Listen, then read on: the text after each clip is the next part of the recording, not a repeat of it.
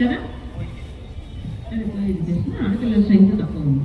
Okay, ఆడపిల్లలు ఎందుకోసం ఆడపిల్లలను రక్షించుకోవాలి అంటే మన పేరెంట్స్, ఓకేనా, పేరెంట్స్ కావున వాళ్ళు ఒక ఆడవాళ్ళ మీద కొంచెం ప్రెషర్ చేసి అమ్మాయిలు తక్కువగా పుట్టే అవకాశాలు, ఎందుకంటే అమ్మాయిలు అయితే అబార్షన్ చేయించుకోవడం వైపు వెళ్తూ ఉన్నారు కొంతమంది. ఇంకా అదైతే ఇప్పుడు చాలా, ఎందుకంటే ఏ ఆడపిల్లైనా మగపిల్లలైనా సేమ్ ఇద్దరు ఈక్వల్ అని చదువుకున్న వాళ్ళు, ఎంప్లాయీస్ అలా ఆలోచిస్తున్నారు. కానీ ఇంకా కూడా చదువుకోని వాళ్ళ మీద ఇంకా కొంచెము ప్రెషర్స్ ఉంటున్నాయి. ఆడపిల్లలు వద్దు అనుకునే ఇంకా ఆలోచిస్తున్నారు సొసైటీలో.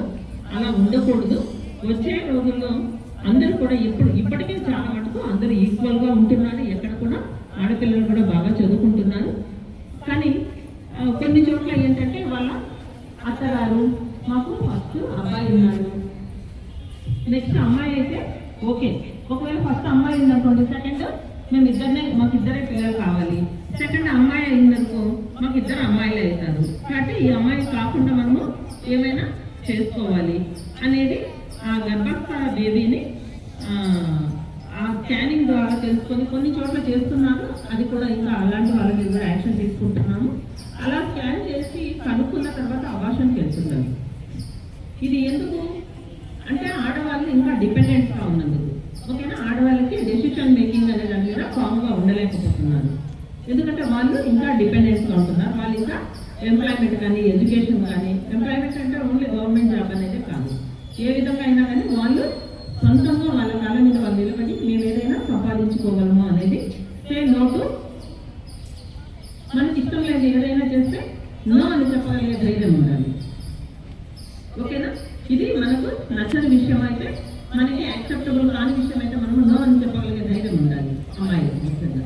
అలాంటప్పుడే మనము ఏదైనా కానీ మంచిగా డెసిషన్ మేకింగ్ అనేది బాగా ఉంటుంది. లేదంటే ఇంకా కూడా అమ్మాయిల మీద ఇలాంటి ప్రాబ్లమ్స్ ఇంకా జరుగుతున్నాయి. సొసైటీలో ఎలాంటి ప్రాబ్లమ్స్ జరుగుతున్నాయి అమ్మాయిల మీద మీ అందరికీ తెలుసు. ఇప్పుడు ఇంకా మీరు స్కూల్ నుంచి ఇంటి నుంచి స్కూల్కి వస్తుంటారు. ఇంకొన్ని చోట్ల ఇంకా దూరం వెళ్ళాల్సిన సిచ్యువేషన్స్లో అమ్మాయిలు చాలా చోట్ల వెళ్ళాల్సి వస్తుంది, మాట్లాడాల్సి వస్తుంది, తిరగాల్సి వస్తుంది. అలాంటి సిచ్యువేషన్లో చాలా ఫామ్ డెసిషన్ మేకింగ్ అమ్మాయిలకు ఉండాలి.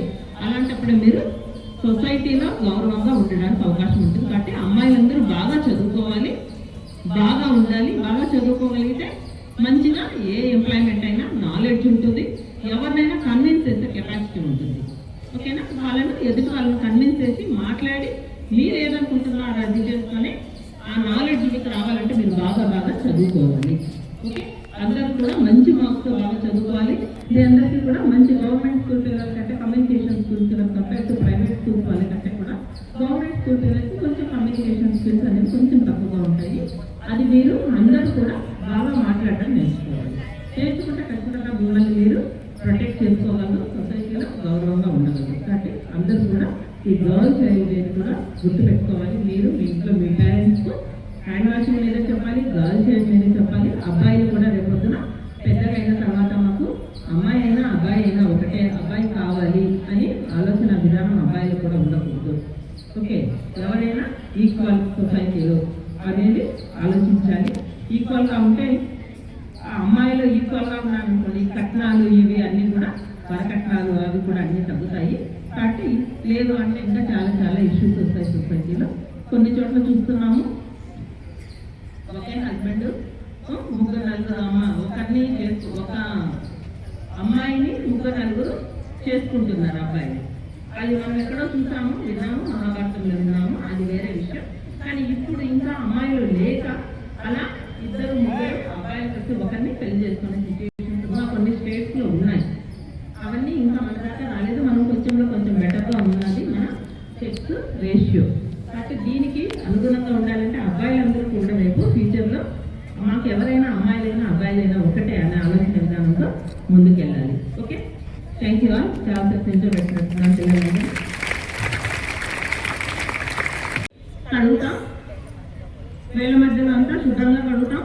తర్వాత తమ్ముడు, ఓకే, తర్వాత నక్కలు అంటే ఇలా కడుగుతాం. ఓకే, తర్వాత ఈ ఫింగర్స్ అంటే గోర్లలో ఏమన్నా ఉన్నాయని అనుకుంటున్నాయి ఇలా రబ్ చేస్తూ కడుగుతాం అన్నమాట. ఇలా కడిగిన తర్వాత ఇలా అన్ని రకాలుగా మనము కడిగిన తర్వాత మనము సెకండ్స్ కూడా పట్టదు. మనం చేస్తే ఒక 20 సెకండ్స్, అటు ఇటు ఒక 1 సెకండ్, 2-3 సెకండ్స్ అంతే మనం చేతులు శుభ్రంగా కడిగేసుకోవచ్చు. ఓకే, కాబట్టి పిల్లలకి చాలా మందికి డ్యాన్స్ కూడా వచ్చు. యాక్చువల్గా అది కూడా చెప్దాం అనుకున్నాను. వచ్చే డ్యాన్స్ పిల్లలకి హ్యాండ్ వాషింగ్ మీద పాట వచ్చు. ఎవరికి వచ్చి ఎవరైనా ముందుకు వస్తారా? హాస్పిటల్ పిల్లలకైతే వచ్చు. వచ్చిన పిల్లలు వచ్చి డెమాన్స్ట్రేషన్ చేయొచ్చు. ఓకే, మంచి పాట కూడా పాడచ్చు. వస్తారా ఎవరైనా ముందుకు?